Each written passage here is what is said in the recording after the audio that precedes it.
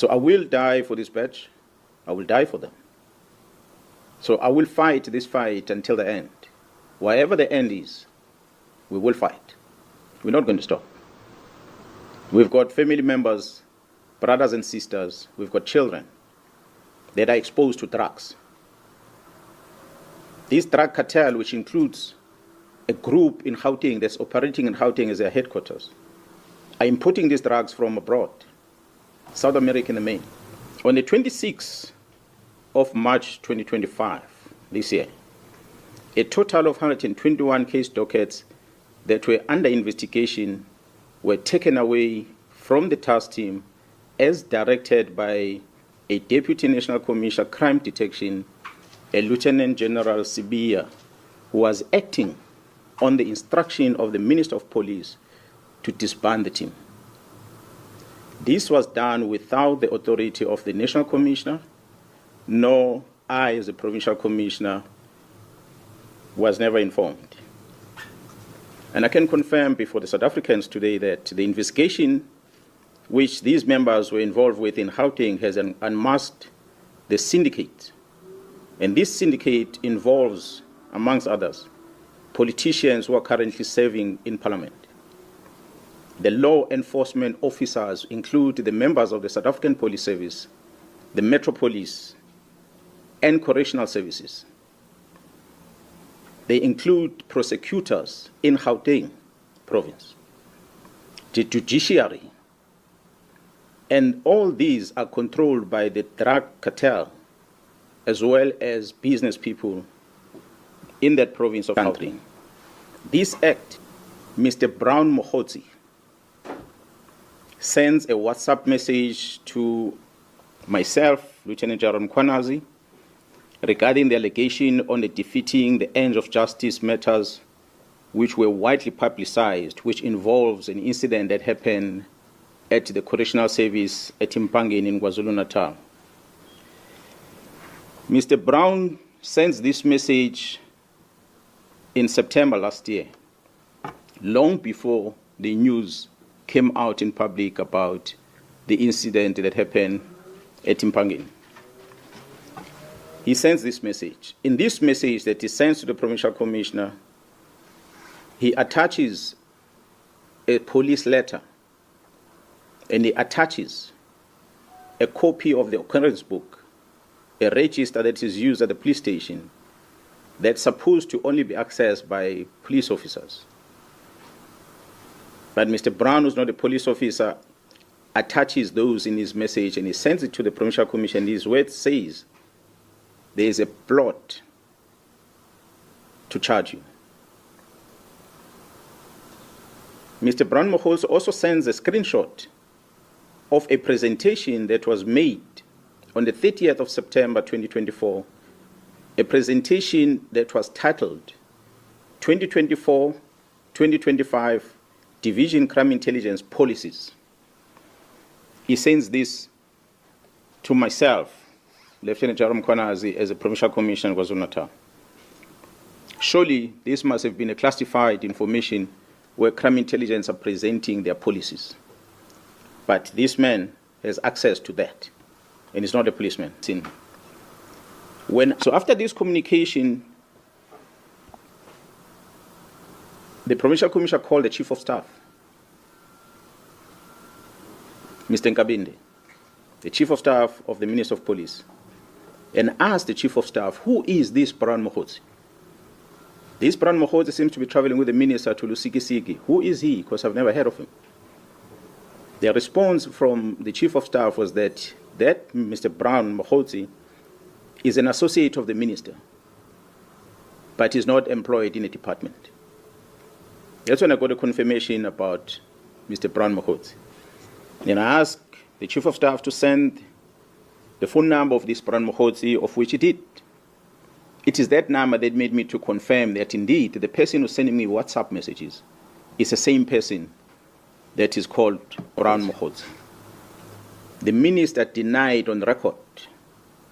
Go and Google a visual presentation to the Portfolio Committee on the 5th of March this year.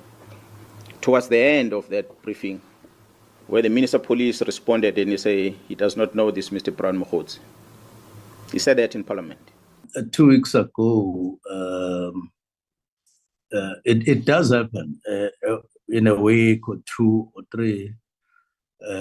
I think a week and a half ago, I got somebody insisting that there's somebody who's going around saying he works with me wherever I am, he is there. And I said, show me the face. And it got to a point where he showed me the face, and I told him, I don't know this person. And however, the minister confirmed that he knows this Mr. Brown Mogotsi during a telephone conversation that he had, which was posted on X under a handler at Load Care. This was on the 30th of March, where he confirmed that this was his comrade from Northwest. The conversation between the minister and that lady is available. You can go on X and find it on the 30th. If it has been removed from that account as we finish this briefing, I'll share that with you.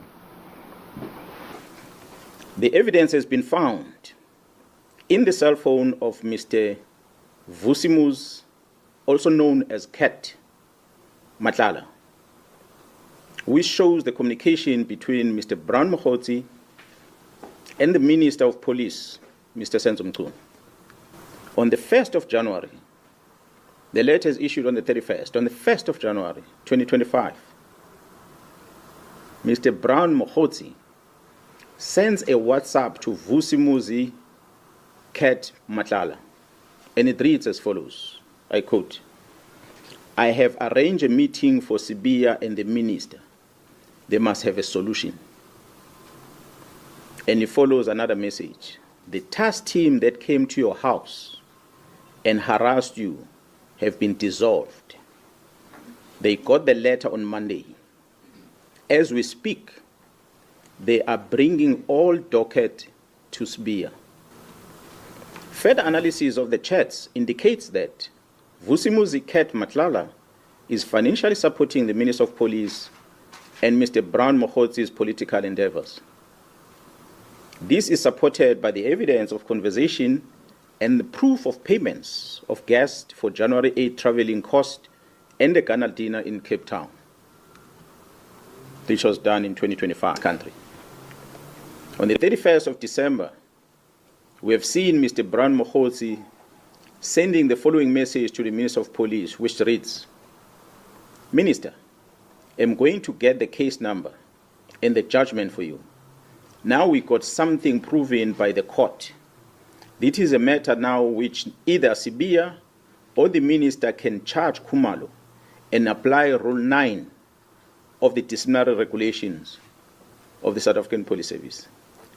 It took the Constitutional Court to release a man who was sentenced to life imprisonment through a forced Section 204 confession. Imagine, Comrade Senzo, after 30 years of democracy, having this kind of policing. The good thing now is that these are not allegations, but a court judgment. This is extracted from a conversation that Mr. Brown Mogotsi is sending to the Minister of Police.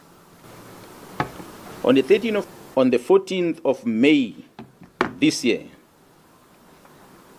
Vusimuzi Cat Matlala sent the message to Brown Mogotsi, which reads, I quote, Morning. Just to let you know that my contract was cancelled yesterday. And I see you've been ignoring me and promising me things that never happened. Luckily, took screenshots of every conversation just in case something like this might happen. I'm taking all this to media and some to court on Friday when I do the interdict. Close not his meeting. The Minister of Police felt that he must make me and General Sibiya to find peace. Surely, there can never be peace between a criminal and a police officer. But I must just indicate to the South Africans that Mr. Padayache, who appeared in court on the day when these police officers were arrested, whom the magistrate referred to as an investigating officer, is a former member of crime intelligence himself. He retired from the police and he went to join this new unit, IDEC. He is now referred to as lead investigator with no qualification, no investigative experience at all. But this is a person whom the magistrate directs that if anything is wanted at crime intelligence, must go via him. So he gives him a carte blanche to access anything at crime intelligence on behalf of the members that are employed to work there. Commissioner, I call on all men and women in law enforcement, the South African Police Service and Metro Police to stand up and protect our people. Yes, sometimes law can stand on the way to achieve justice. We must choose justice.